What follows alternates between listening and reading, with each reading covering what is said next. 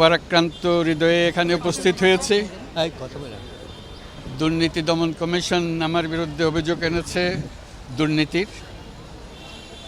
আমি জালিয়াতি করেছি, অর্থ আত্মসাৎ করেছি, অর্থ পাচার করেছি, এরকম বহু ভয়াবহ শব্দ আমার অপরাধ হিসেবে বলা হয়েছে। বিকাশে কম খরচে ক্যাশ আউটের লিমিট বেড়ে 50,000, প্রিয় এজেন্টও 2টা। আপনারা আমাকে বহুদিন থেকে চিনছেন।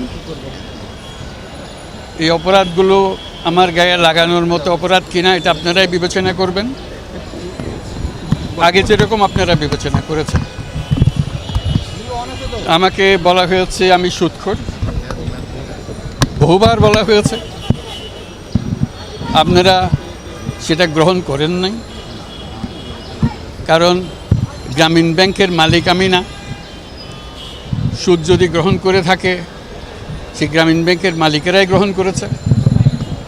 আমি যখন গ্রামীণ ব্যাংক থেকে আমাকে যখন বের করে দেওয়া হয় তখন গ্রামীণ ব্যাংকের 97% সদস্যের মালিক ছিল, গ্রামীণ ব্যাংকের মালিক ছিলেন তারা। 97% মালিকানা আমাদের সদস্যদের কাছে ছিল।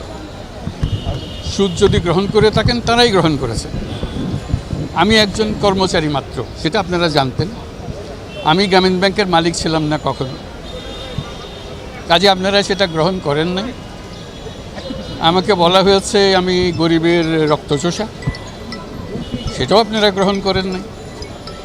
রক্ত চুষতে হলে যেটা করতে হয় সেরকম কাজ আমি করি নাই, আপনারা দেখেছেন। আমি 1 কোটি গরিব মানুষকে একটা ব্যাংকের মালিক বানিয়েছি। চুষবো কোথার থেকে? তাদেরকে মালিকানা দিয়েছি, আর কেউ তো দেয় না এই পর্যন্ত। এটা তো সত্য ঘটনা, এখনও আছে তারা মালিক।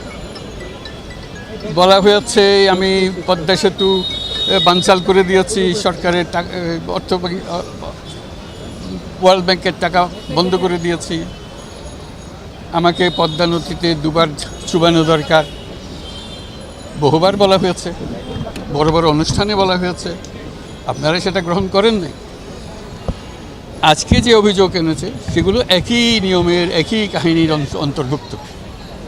কাজে আপনাদের বিবেচনার উপরে আমি ছেড়ে দিলাম। আজকে যে অভিযোগ, এই জোচ্চুরি, অর্থ আত্মসাৎ, অর্থ পাচার, এগুলো সত্য কিনা নাকি এই সুদখোরের মতো কথাবার্তা, এগুলো সেটা আপনাদের বিচারের জন্য ছেড়ে দিলাম। আমি আপনাদের বিবেচনায় বিশ্বাসী, সেভাবেই আমি আপনাদের কাছ থেকে আশা করব।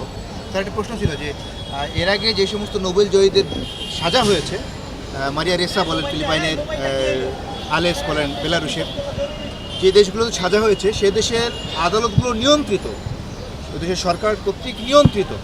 তো আপনি কি স্যার মনে করেন যে এদেশের আদালতও নিয়ন্ত্রিত হয়ে সেরকম একটা বিচারের দিকে? এটা আমার একার বক্তব্য নেওয়ার তো দরকার নেই। দেশের মানুষের কাছে যান, তারা বলবে আদালত কি নিয়ন্ত্রিত না নিজের ইচ্ছায় চলে। সেটা দেশের মানুষের কাছে আপনি পরিষ্কার